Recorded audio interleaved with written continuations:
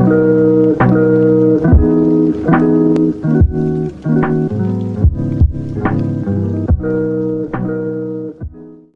guys, back again. So I'm now completing the next part of the wine that I started previously on the channel. So this is the Red Rioja, my own label kit. I've sterilised another bucket, rinsed and cleaned out. I've re-sterilised and cleaned my siphon, and I'm just basically going to rack this off the yeast into a new fresh bucket, and then at this point I'll be then adding the stabiliser, and I'll show you what stabilisation is. So I've got my mixing paddle that's been sterilised. Basically what happens is you beat the CO2 out of the wine, kill the yeast, and then I'll be adding my finnings. So that's really simple, you just cut it and add it. It's not hard. So I'm going to start this off siphoning now guys, and then I'll continue on.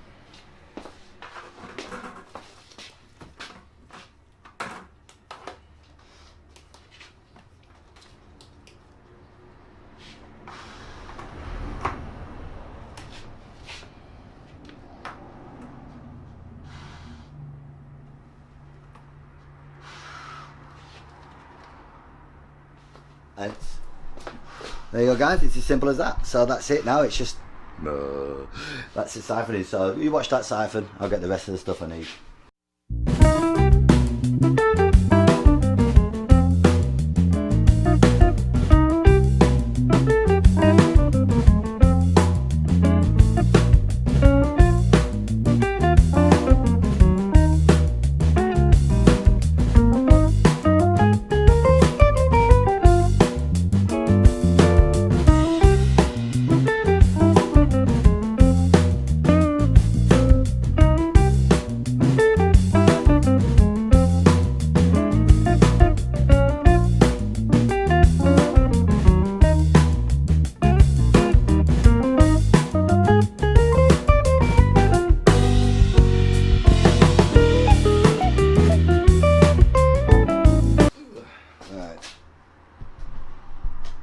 Let me bring it round a bit. There we go.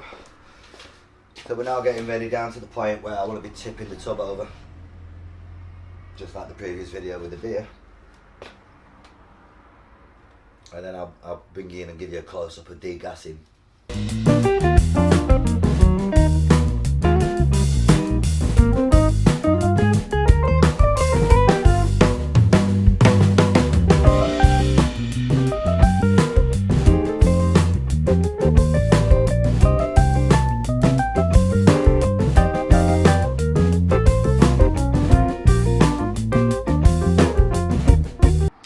Right, so we're coming down to the last bit.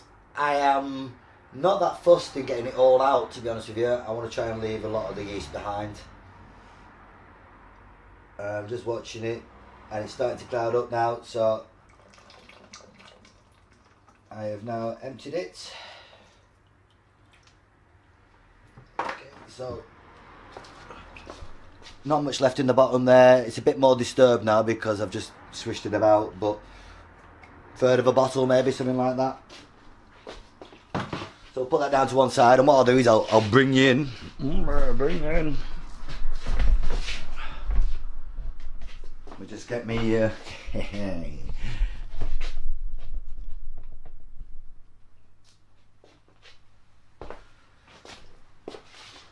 right. So basically what we're putting in now, we've got a you get a stabiliser, which is basically a fermentation stopper. This degasses your wine, takes the CO2 out, so that if you was to bottle, for example, it wouldn't explode the corks out on a warm day.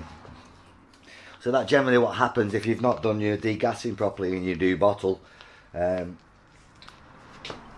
That's what goes down. So if you've never degassed wine before, it is a little bit of fun. You get to give it a good beating. At this stage, it doesn't matter if you're beating oxygen into it, because you're actually beating CO2 out of the wine. So it's a little powder, and all you do is launch it in like so. So it's doing its stuff now, and then all you do is you mix it in.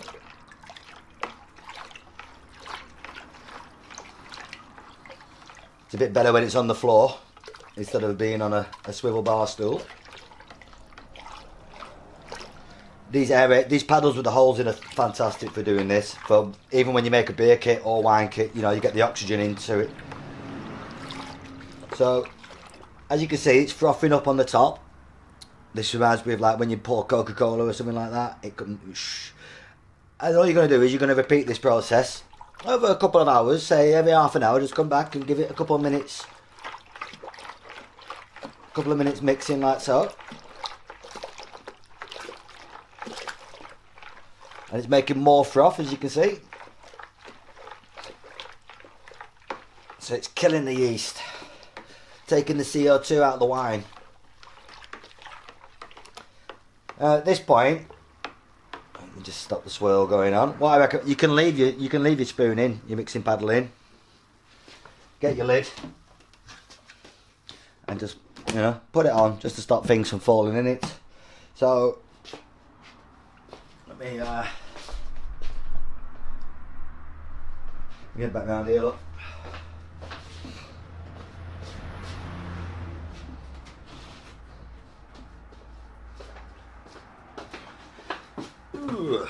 So the next stage is basically, so once you've repeated that process 2 or 3 times over a couple of hours, you beat out all the CO2 out of it, and then you're ready to add your finnings. Finnings are finnings basically. Some kits come with different instructions, so just follow the instructions. Some will get you to add stuff into warm water, dissolve it in that way and add it in. In my experience, I've found you can just launch them in. It seems to work perfectly fine, but I always let mine clear for 48 hours, 2 days. They say 24 hours. These 7-day kits I normally let brew. This one's been brewing for close to 2 weeks or 10, 12 days. And just to make sure, because like I said, everything goes a bit slow at this time of year. So once I've degassed it, I'll launch the finnings in. And at that point, you don't want to be putting oxygen in, so you give it a slow and steady stir. And then leave it somewhere cool for a couple of days, and it drops crystal clear. So then at that point, you're ready to do bottling, or what I tend to use is these bag-in-a-box systems. I sell them at my shop, so you can get 5 litres, 10 litres and a big 20 litre one. So if you remember back to the start of me making this wine kit, I brewed it to 21.5 litres. So I've had my half litre scrap in there, or thereabouts, with the same I'm going to leave on the bottom of the finnings. And that enables me then to get 21 litres into my 20 litre box. Spot on. So no bottling, no sterilising, no corking, no rinsing, none of that faff. If you're doing that, don't forget you need to sterilise, rinse your bottle and cork it, or screw caps. I do a universal screw cap here as well, Nova Twister called, so if you've just got bottles from a pub with no lids, we can sort that out for you here. So when you're ready to bottle, so imagine you put your finnings in, you've left it clearing for a couple of days, put it back in your high place, sterilise your siphon and you're ready to go. So these bag-in-a-box systems, they're quite good, they build up. And this is just a 10 litre one, but imagine, you could put whites or rosés in these so they fit in your fridge as well.